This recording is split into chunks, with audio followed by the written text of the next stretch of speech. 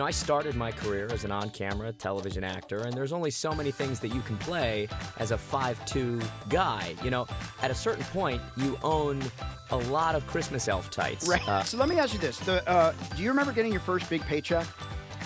Like where you were like, wow, this is a big paycheck. It was a Build-A-Bear Workshop commercial, and I was playing a Christmas elf. That's sort of the theme of this conversation. And it was the first sort of major influx in entertainment finances that I had, and I clocked that in my head. It was a big deal. And they would offer a cup of soup as a side. And I always kind of wanted to get the cup of soup with the sandwich, but it always felt like, I can't afford that extra couple of bucks, right? And I always remember, I can't wait for a time in my life where I can get the cup of soup. And thankfully, I'm at a place in my life now where if I want the cup of soup, I'll get the cup of soup. But I have a little extra gratitude in my life now for that little extra thing that I get at the restaurant or whatever it is, because I'm still ultimately that kid that didn't get the cup of soup sophomore year of college at the 2-9 Cafe. And I think it's important to kind of hang on to what that felt like, because it constantly fuels you even years later. Welcome to another episode of Money You Should Ask, where everyone has something they can teach you. I'm your host, Bob Wheeler. In this episode, we are going to explore why we do what we do when it comes to money. As a CPA for the past 30 years, let me say 25 because that makes me sound younger. I have seen it all when it comes to money and emotions. And if you think I'm talking about my clients, I'm not. I'm talking about myself. My relationship with money has been, and sometimes still is, an emotional roller coaster. Maybe that's something you're also familiar with. Good news. You and I are not the only ones. Our next guest is going to share their money beliefs, money blocks, and life challenges as well. Buckle your seatbelt and enjoy the ride.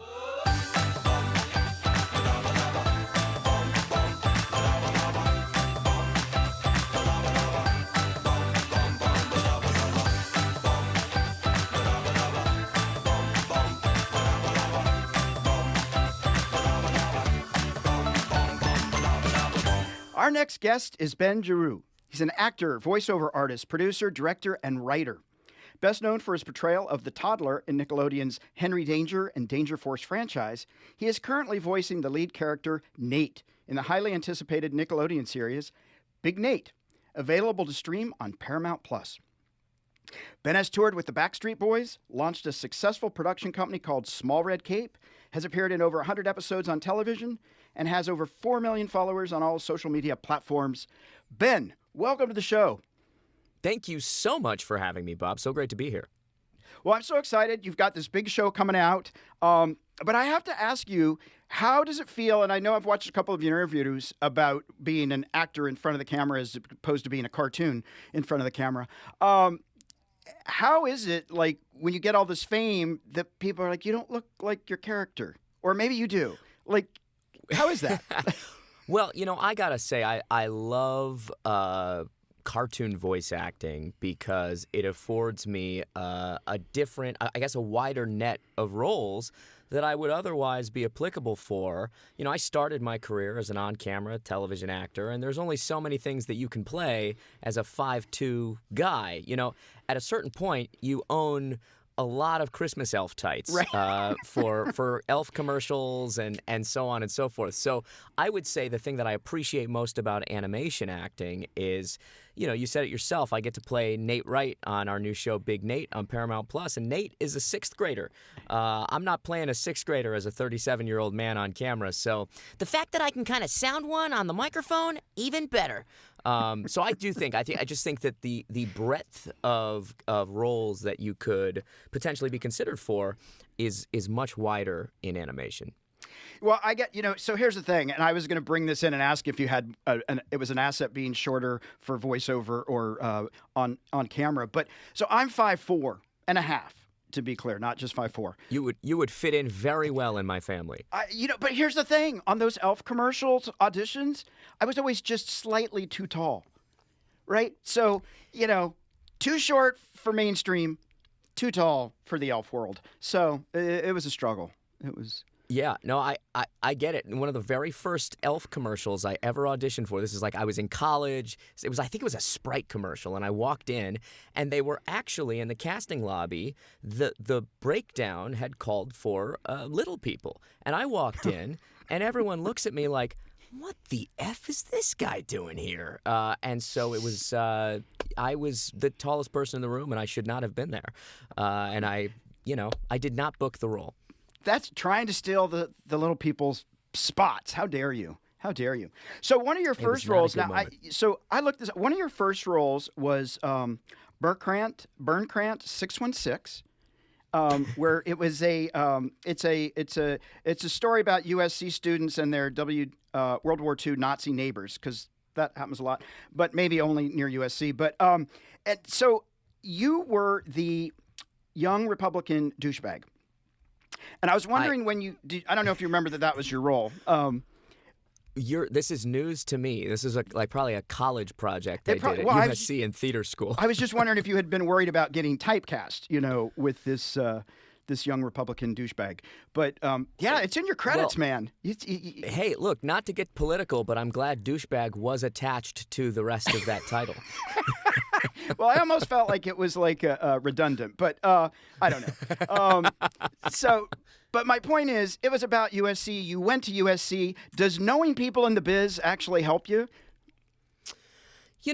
It's interesting. I went to theater school at SC, and I had a great experience going to college in town. I think what I got out of going to school at USC was just being around entertainment, being already in the city. So, I started auditioning professionally while I was still in school, skipping classes so I could go do, voiceover auditions, on-camera stuff back in the day. And I would say what that afforded me was I didn't graduate college like a deer in headlights, ready to sort of then tackle the industry. I was able to kind of transition into it while I was still in school because I was in Los Angeles. So, look, the fact that I have a very expensive theater degree on my shelf has never booked me one of my many, many television acting roles. But I would say the relationships that I made, I still collaborate with people that I went to college with. The friendships that I made were immensely helpful. But yeah, I've never auditioned for something where they're like, well, he went to USC. Let's give him the role. Let's give him the role. That's right. Yeah. All right. But I do think, ultimately it's an industry where knowing people and creating relationships and bonds with people, that's how you create opportunities and work for yourself. Yeah, absolutely. Absolutely. Do you think for young people out there, and to me, this is a thing. I know that as a kid, you said that you almost went into the fine arts. You drew and stuff when you were younger, and and playing Nate, you get to relive your childhood, maybe do a redo. But did your parents encourage that kind of thing? Because a lot of parents will say, find a second job. It's a great hobby, but trying to do anything creative just doesn't pay the bills. Don't do it. What kind of childhood, what kind of parents, and you don't have to say too many bad things about them, but were they nurturing, or was it just the trauma of childhood that got you into the fine arts? Well, certainly in comedy, and I'm sure you can relate to this, the trauma of your childhood and upbringing certainly fuels your humor as an adult. But look, I am very lucky that I have a very close, tight-knit family. I'm very close with my parents. And I've talked to so many of my colleagues in entertainment that did not really have supportive parents pursuing a career in the arts, as you intimated. I had a great experience. My parents immediately saw I was a creative kid and helped me fuel that creativity in whatever ways whatever avenues that wanted to present itself. Early on, as you said, I was into the fine arts. I drew, I painted, I was a little bit of an introvert as a kid. And then I started to kind of come out of my shell and find that, and I'm sure you have many guests on your podcast that say this, that the greatest natural high in the world was laughter. Yeah. Eliciting laughter, consuming laughter. And so really comedy is what drew me to a career in entertainment, because it was equally as creative, but where the art was sort of isolating, the entertainment aspect of it was communal. And if the pandemic has taught me anything over the last 2 years, it's I got into entertainment for collaborative creativity, to be around people, to be on set. So I'm very grateful to have grown up in a creative household. You've probably seen this in a couple other of my interviews. I've mentioned this, but there's a photo of me as a couple months old, and my dad is holding me up to the TV screen in the 80s, and we're watching The Three Stooges. So from an early age, I got to appreciate slapstick comedy. My parents owned a comic book store growing up, so I grew up surrounded by art and colorful entertainment, and I think that really propelled me towards a life in entertainment. And again, they've been super supportive over the years, because I think there's people that choose what they want to do with their lives, and there are people that sort of are what they do. You could put me in a cubicle desk job, but I would still be finding ways to crack jokes and be an entertainer. So very grateful to have supportive parents. Yeah, and life is short. We all need to laugh. If I could bottle it, man. Maybe alcohol is the bottle, but no, there's nothing. It's just amazing to watch people laugh and lighten up, especially the grumpy folks. And then, they cracked a smile. They're alive. They're alive. So let me ask you this: do you remember getting your first big paycheck? Like where you were like, "Wow, this is a big paycheck." Yes, I do. I think it was, certainly those first couple of TV jobs, it was nice to get a paycheck or two. But, on those old guest star rates, it was enough for a little bit of rent. But Right. the biggest one I remember, that first big one came from, I think, my first SAG commercial. I had you know what it was? I remember exactly what it was. It was a Build-A-Bear workshop commercial. And I was playing a Christmas elf. That's sort of the theme of this conversation. And it was the first sort of major influx in entertainment finances that I had, and I clocked that in my head. It was a big deal. That's cool. Did you spend it or did you save it? A little bit of both, to be honest with you. But I remember when I was a freshman in college, my roommate at the time came from a pretty wealthy family, and he used to drive around in a pretty nice car.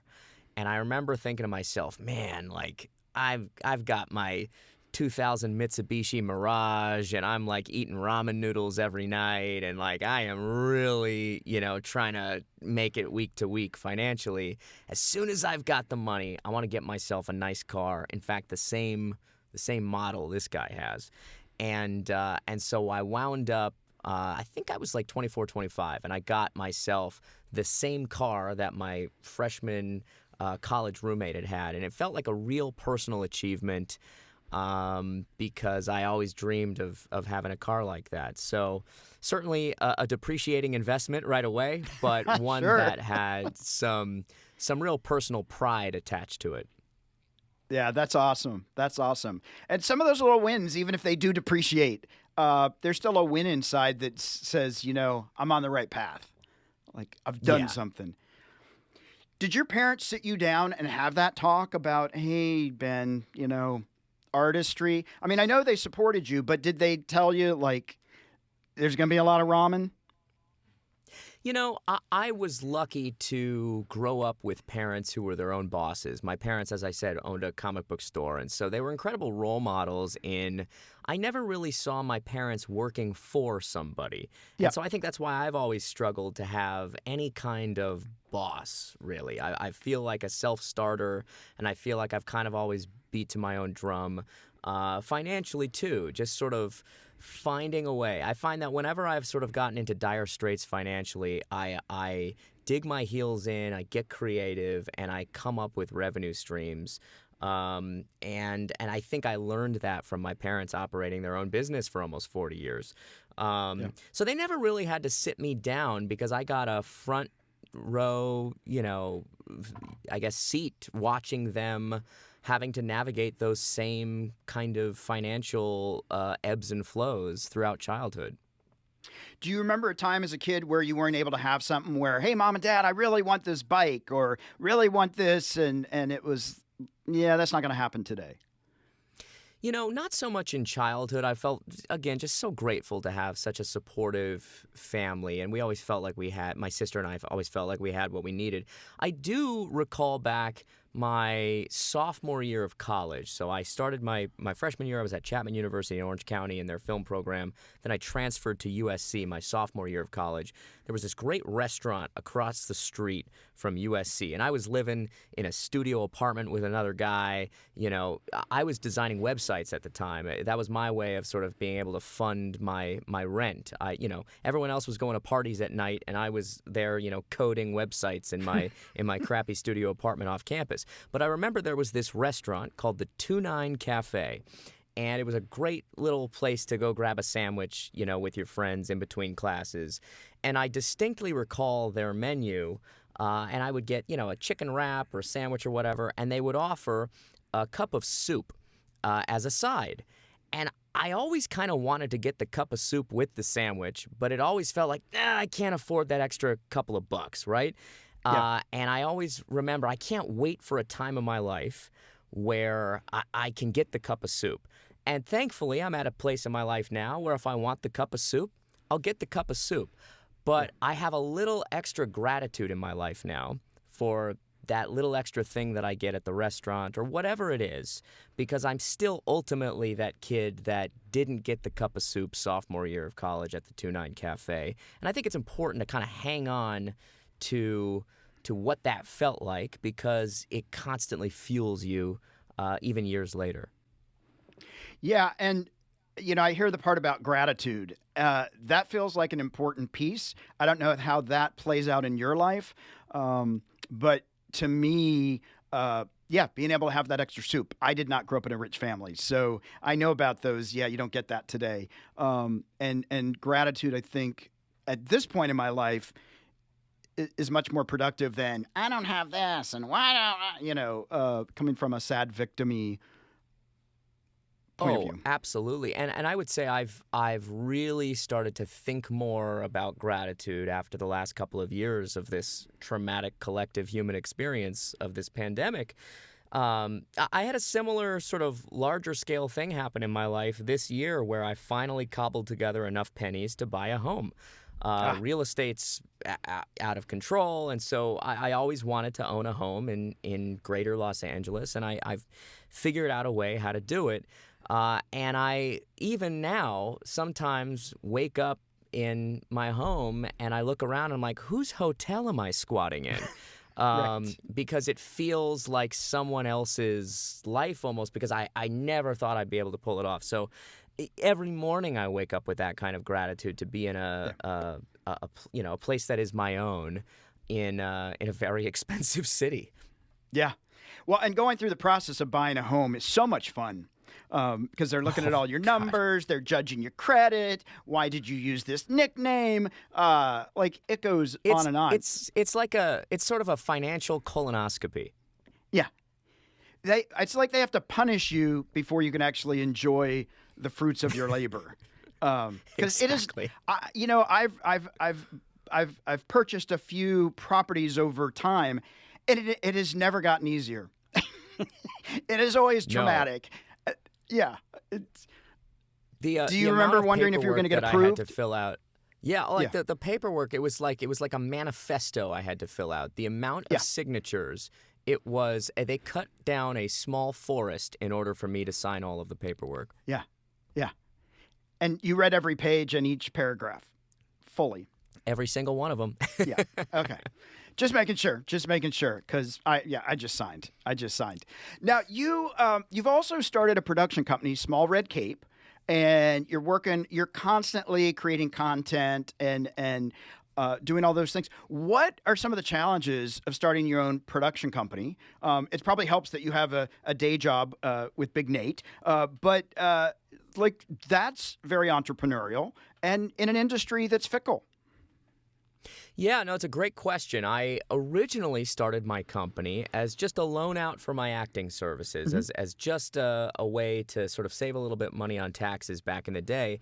And then I quickly realized this was like in the early days of YouTube. I started to take over larger YouTube channels and started to kind of focus on creating content online. And I realized, well, hey, why don't I build this into an actual boutique production company?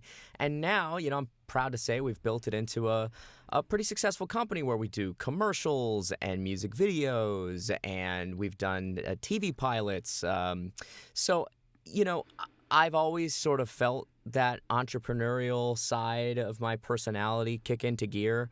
I think early on, I thought that you could only choose one thing in entertainment, and if you did anything outside of acting, it would complicate your brand, or people wouldn't think that you were a real actor.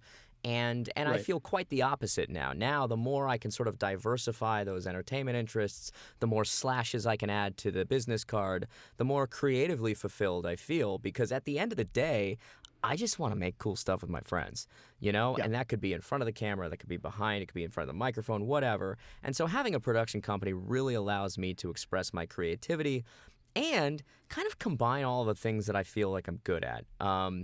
The producing side of thing. I'm bidding on a directing job this weekend, literally as we discuss it. So I'm using my design and creativity, that sort of visual arts thing, and creating my director treatment. I'm working with our head of production at Small Red Cape, Scott Reynolds, on creating the budget that we're submitting for the bid, and so that uses sort of like the numbers and coding website-y side of my brain, where we're sort of breaking down, okay, well, what is this going to cost, and can we get a deal on this, and where are we going to find this gear, and who's the team going to be. And so I think that, yeah, having a company and bidding on jobs, particularly in the commercial world, allows me to sort of express myself and use skills in a variety of categories in my life. And again, makes you feel like you're in charge of your own volition Hmm. in a industry and in a career where, oftentimes you don't feel that you're completely in control. Yeah, absolutely. But did you ever have any of those moments of, though, I've got to cover payroll? Because you've got a staff of people, and most people, I find, at least my staff, they like getting paid regularly, and the check's clearing. And so, like, there's like business stuff. Like, I know it's show business, right? And people forget about the business part a lot. There's a lot of stuff on the You, administrative side, on the business side of running you mean we're production. not doing this for philanthropy? Well, we are. Um, Yeah. No, I'm so grateful to work with a really collaborative group of people, and I would say our jobs with Small Red Cape have the same ebbs and flows that my acting career does, that my voiceover career does. There are months where we are working on multiple jobs at the same time, and then there's a time like the pandemic. In order to keep everybody safe, we didn't do anything for a year. Right. I felt my responsibility of making sure that my crew was safe. The best way to keep them safe was to not be on set for a while. Yeah.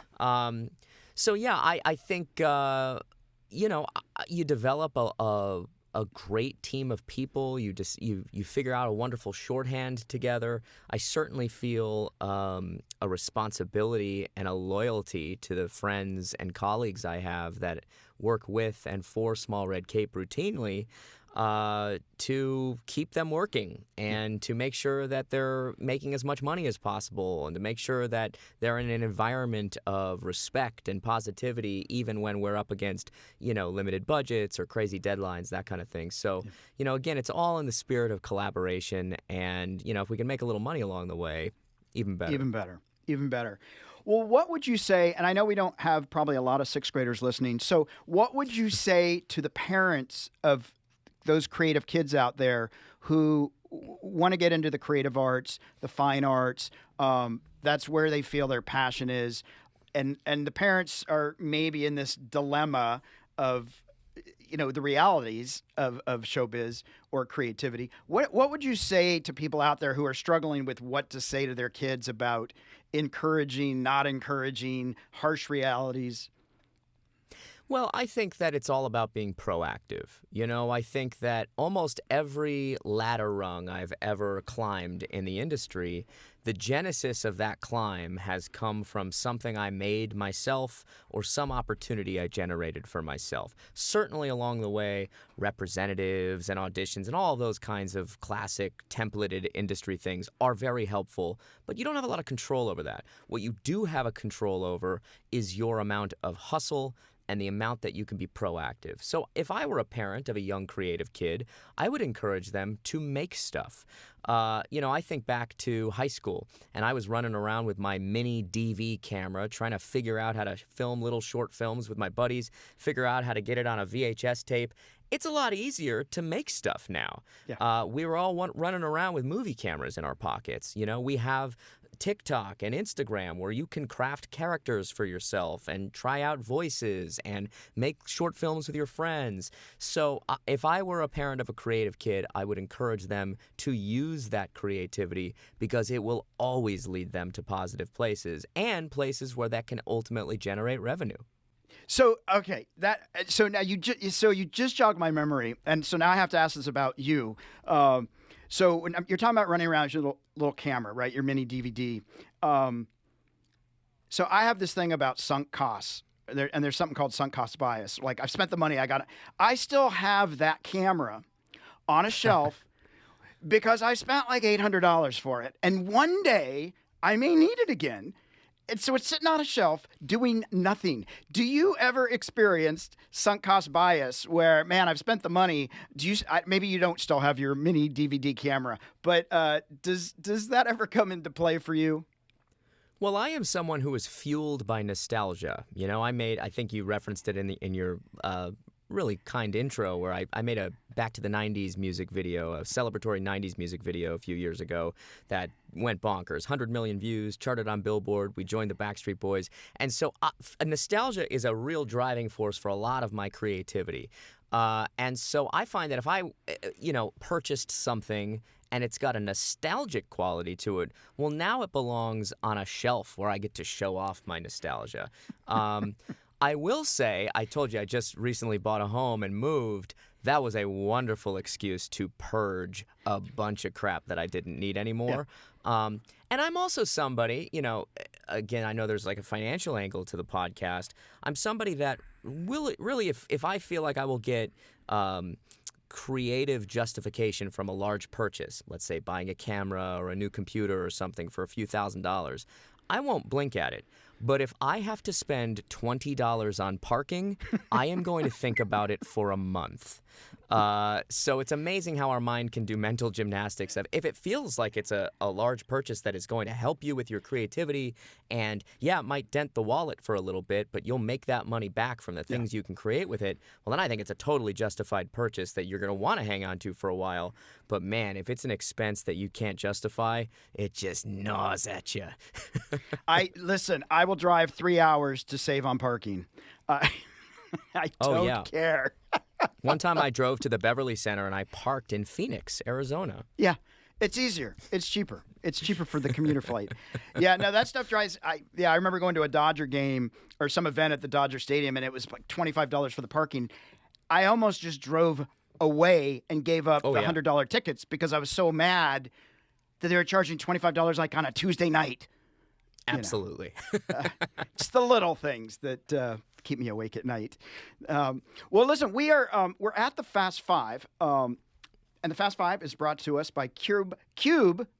We are at the Fast Five, brought to you by Cube Money, a cash envelope system made easy. Real-time financial awareness without the hassle of tracking expenses and carrying cash.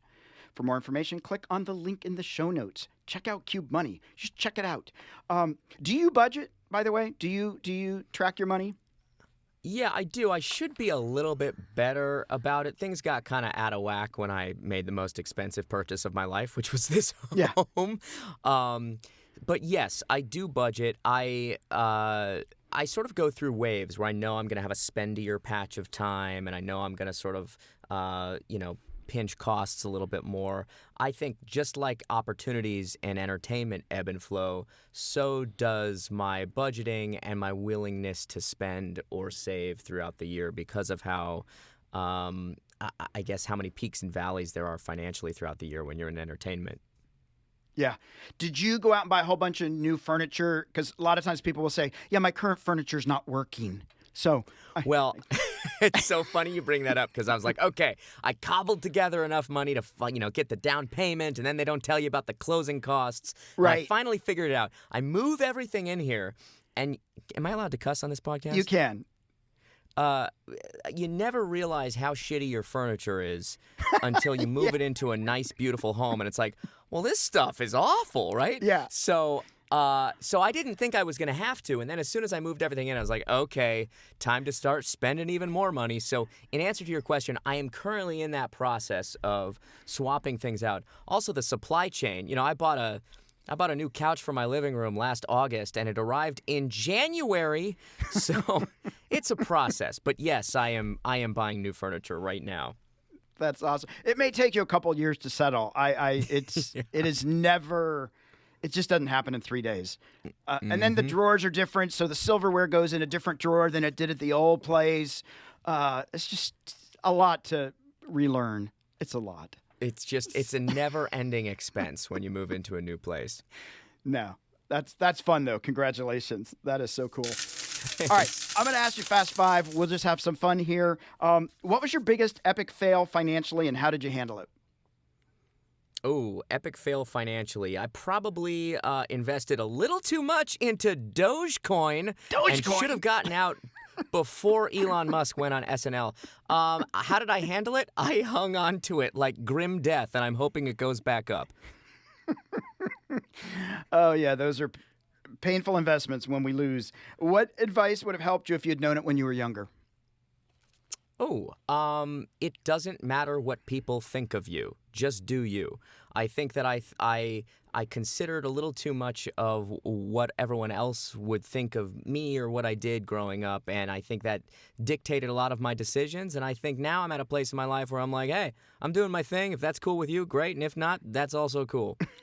Yeah, sayonara. That's awesome.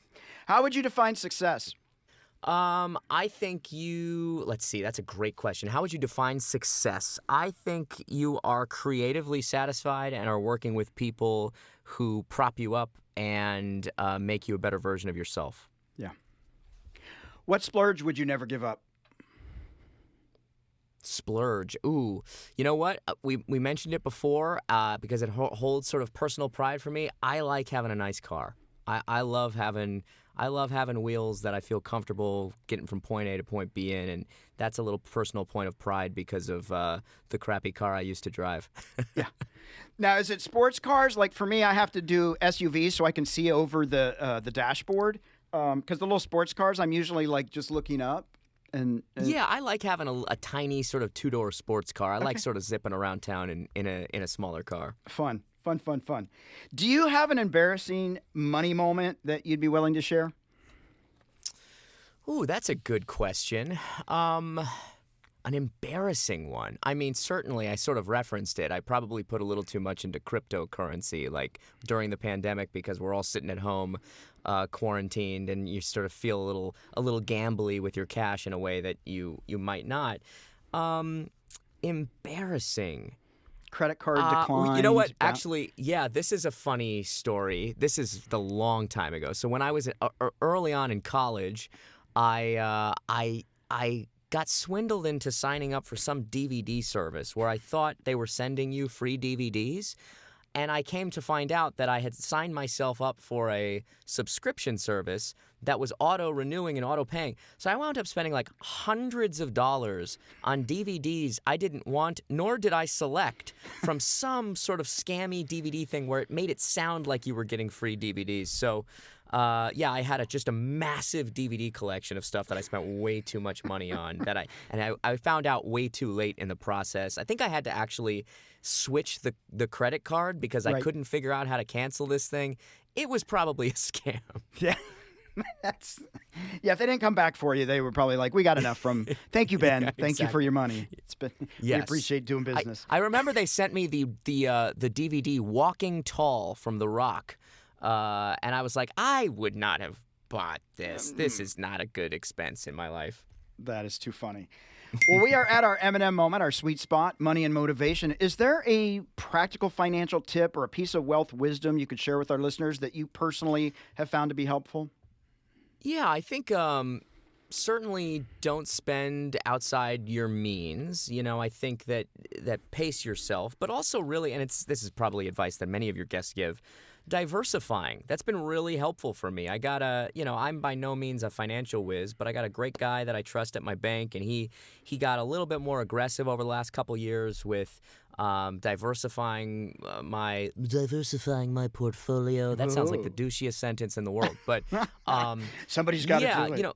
Right, but I think that in the same way that, like, if I have a hot month directing, but maybe I haven't sort of had many on-camera opportunities in a while, and then suddenly I'm voicing a lot, but maybe I'm not directing as much, I think the same is true with financial diversification. If you've got, all your money in one stock, and that stock isn't doing so hot, well, you were really on a crazy roller coaster ride where, maybe if you can diversify that to some mutual funds and some bonds, that kind of thing.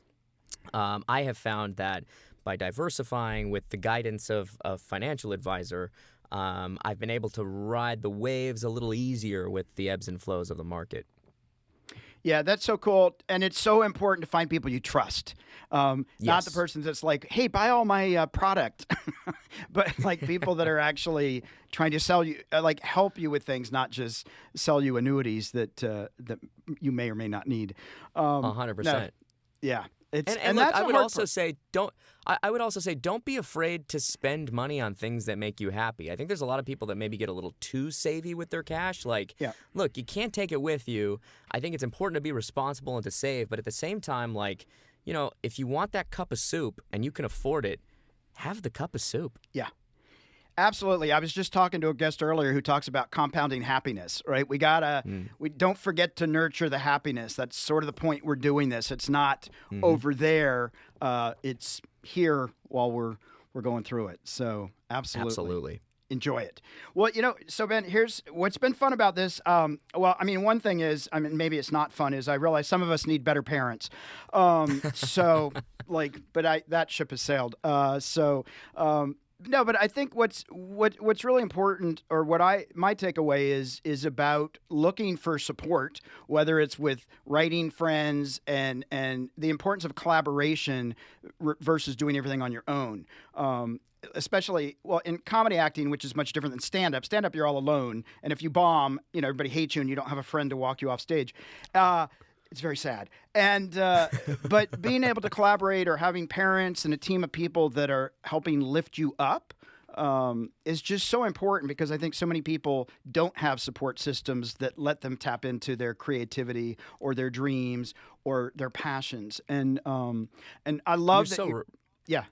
I was just going to say, you're so right about that. And if I think about my writing and my lit career, I have a writing partner who's equally a short, funny guy, and we make stuff together, because while I probably could write by myself, well, that sounds lonely. I love riffing and yes-anding and improvising with him. And so doing everything as a collective always is more satisfying. Well, absolutely. And I think even in business, people will say, no, I don't want to partner with anybody, and because now they're going to take some of my money. But I'd rather have 50% of something than 100% of nothing, right? Because there's other things that people bring to the table that I don't bring. And so I do also enjoy collaboration and all that stuff. And, I also appreciate the piece, because I feel like deep down, we're all artists. Deep down, we're all creative people. And the world needs more creative, artistic voices. And so the more we can nurture kids towards that, with also the practicalities of making sure you can feed yourselves. But I personally think it's so important that we nurture the creativity in the world, because we need more creativity, we need more laughs, we need more kindness, and to me, that comes through comedy. So I love that you're out there trying to make the world laugh. Yeah, 100%. And I'll just, I'll say this. The best advice I ever received on set, I went up to the series regular. This is one of the first shows I ever did. And I said, hey, man, you're on your own show. What's the secret? And he goes, all right, do good work, be a good dude. That's it. And it's simple advice, but it's advice that I've tried to infuse into everything I do in this town, be it in entertainment or not. It's just, be a professional, show up, put your all into it, treat everybody with respect, lead with empathy, and don't be a jerk. Yeah, absolutely. Absolutely. So, Ben, where can people find you online and social media?